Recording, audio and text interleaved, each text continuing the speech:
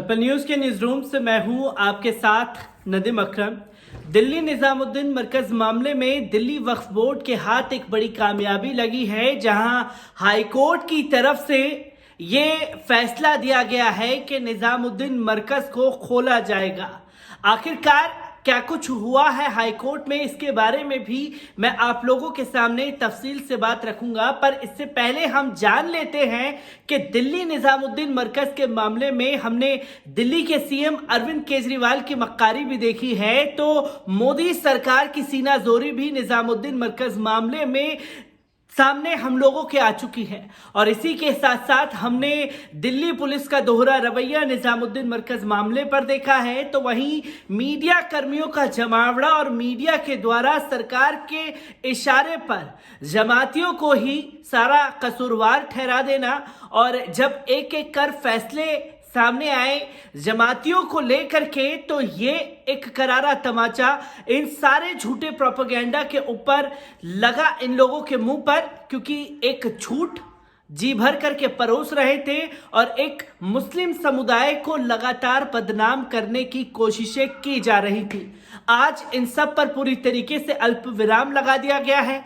क्या कुछ हुआ है कोर्ट में, पहले इस पर नजर डालते हैं। दिल्ली उच्च न्यायालय में तबलीगी मरकज का ताला खोलने के लिए जारी सुनवाई के बीच दिल्ली वक्फ बोर्ड को बड़ी सफलता मिली है। न्यायालय ने शब बारात और रमजान को देखते हुए तबलीगी मरकज का ताला खोले जाने की इजाजत दे दी है। अदालत ने दिल्ली वक्फ बोर्ड के वकीलों के इस आग्रह को स्वीकार करते हुए इजाजत दी कि जल्द ही रमजान का पवित्र महीना शुरू होने वाला है और इससे पहले शब बारात भी आने वाली है, जिसमें मुसलमान इबादत करते हैं। जानकारी के मुताबिक सुनवाई के दौरान दिल्ली वक्फ बोर्ड के स्टैंडिंग काउंसिल वजी शफीक, वरिष्ठ वकील रमेश गुप्ता उपस्थित रहे, जबकि दिल्ली सरकार की ओर से वकील नंदिता राव ने उपस्थिति दर्ज कराई। इस मामले में केंद्र का पक्ष रखने के लिए additional solicitor general Chetan Sharma और एडवोकेट रजत नायर वर्चुअल तरीके से उपस्थित रहे।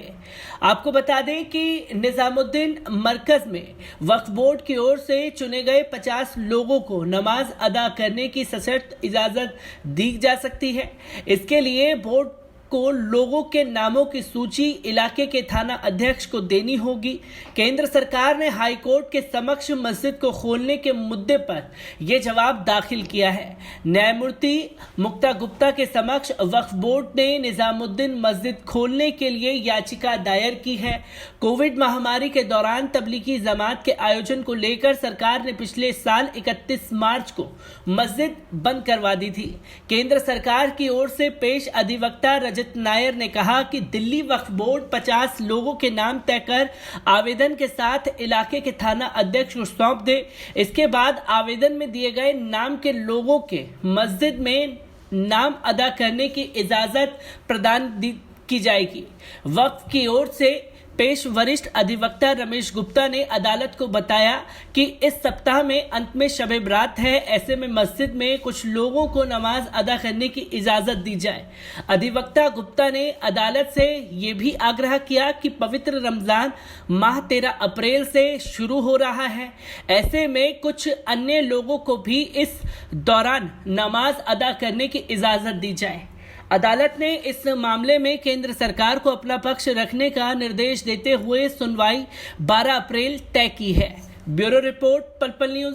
तो दोस्तों, आपने देखा कि निजामुद्दीन मरकज में किस तरीके से सियासत की गई, और इस सियासत में अगर कोई रडार पर रहा तो वो था सिर्फ मुसलमान, क्योंकि जमातियों के आड़ में मुसलमानों की जगह जगह लॉकडाउन के दौरान लिंचिंग हुई कि ये तबलीगी जमात से जुड़ा हुआ है, तो सड़कों पर उन लोगों को मारा पीटा गया। और हमने वही सड़कों पर वो भी चेहरे देखे जहां सलीम के सब्जी बेचने पर बैन था, पर वहां पर गणेश आसानी से सब्जी बेच सकता था। अगर सलीम सब्जी बेचने जा रहा था तो उसे बुरी तरीके से मारा पीटा जा रहा था कि ये थूक फेंक करके सब्जी बेच रहा है, ये कोरोना फैलाने आया है।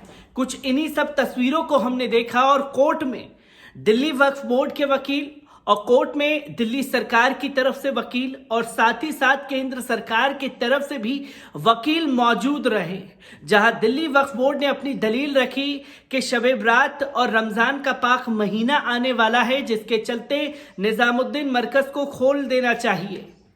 और उनकी दलीलों को रखा गया, दिल्ली सरकार की दलीलों को नजरअंदाज किया गया, साफ तौर पे नकार दिया गया, साथ ही साथ केंद्र सरकार की दलील को भी नकार दिया गया और निजामुद्दीन मरकज की तरफ से भी लोग कोर्ट में मौजूद थे। साथ ही साथ दिल्ली वक्फ बोर्ड के वकील ने साफ तौर पर कहा कि मरकज को खोलें और मरकज में जो भी गाइडलाइंस होगी उसे फॉलो किया जाएगा।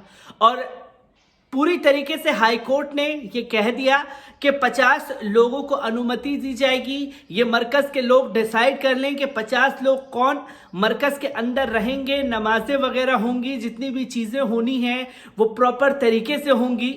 1 साल लगे मरकज को खुलने में, 12 अप्रैल को फैसला आएगा और 12 अप्रैल को ये पूरी तरीके से साफ तस्वीरें लोगों के सामने हो जाएंगी कि इस दिन मरकज खुलेगा और इस दिन लोग वहां जा सकते हैं। कितने लोग जाएंगे इसके ऊपर एक सूची तैयार की जाएगी और एक करारा तमाचा फेक प्रोपेगेंडा चलाने वालों के खिलाफ मुंह पर लगा है और साथ ही साथ एक बड़ी जीत निजामुद्दीन मरकज से जुड़े हुए लोगों को मिली है।